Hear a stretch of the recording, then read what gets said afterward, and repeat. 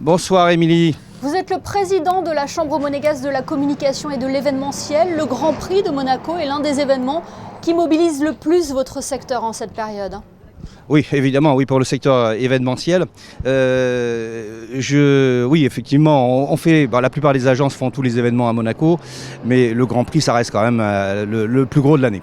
Vous avez été l'un des précurseurs dans la location de terrasses pendant le Grand Prix. D'où vous est venue cette idée? C'est un petit peu par hasard. Je travaillais à l'époque pour une agence de publicité qui a pris un bureau sur le port. Et donc le patron m'a demandé tout simplement de réduire le loyer si c'était possible, et donc on a loué notre bureau. Voilà comment ça a commencé. Et ensuite, les voisins sont venus me voir et on a commencé comme ça. Et on a continué comme ça. Oui, c'était il y a plus de 20 ans, c'est ça, hein? Il y a plus de 20 ans, il y a presque 25 ans maintenant aujourd'hui. Oui, malheureusement, oui. Et c'est une offre qui a évolué avec le temps. De balcon, vous êtes passé à la location de terrasses avec plus de prestations proposées, j'imagine. Oui, absolument. En fait, c'est venu avec les clients. C'est-à-dire qu'au départ, c'était des prestations qui étaient surtout des prestations de privé, des invitations privées. Et ensuite, donc les sociétés s'y sont intéressées. On a commencé à recevoir des écuries également, qui ne venaient pas avant. Et lorsque les écuries sont arrivées, effectivement, on est passé à un autre niveau de professionnalisme. Justement, qui sont vos clients aujourd'hui? Ce sont des clients fidèles qui reviennent chaque année?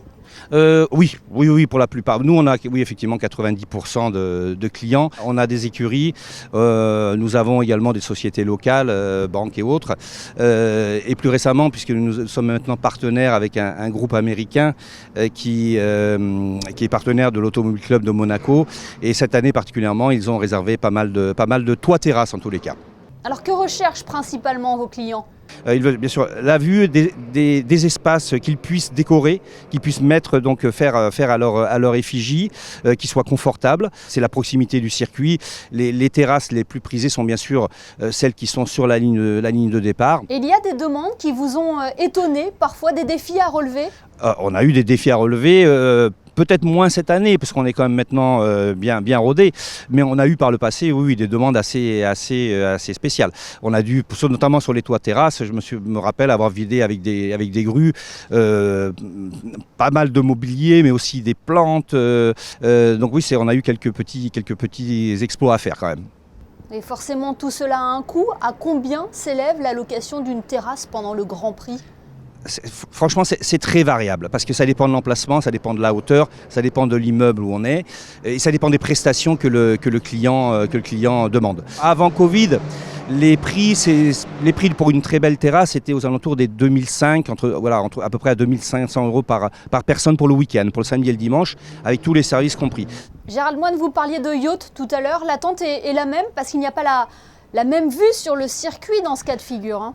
Non, sur le yacht, c'est très différent. La clientèle est très différente. Sur les terrasses, on a vraiment une clientèle corporate qui cherche l'exclusivité et la vue.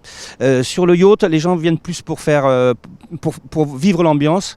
J'irai un petit peu plus pour faire la fête. C'est plus festif. Il y a souvent des événements le soir, en soirée. Donc c'est pas forcément la vue qu'ils cherchent. C'est l'ambiance, c'est le fun. C'est le fun du port, le fun qu'on peut voir sur les bateaux. Le fun et l'ambiance du Grand Prix. Merci Gérald Moine d'avoir été notre invité ce soir sur Monaco Info. Merci à vous.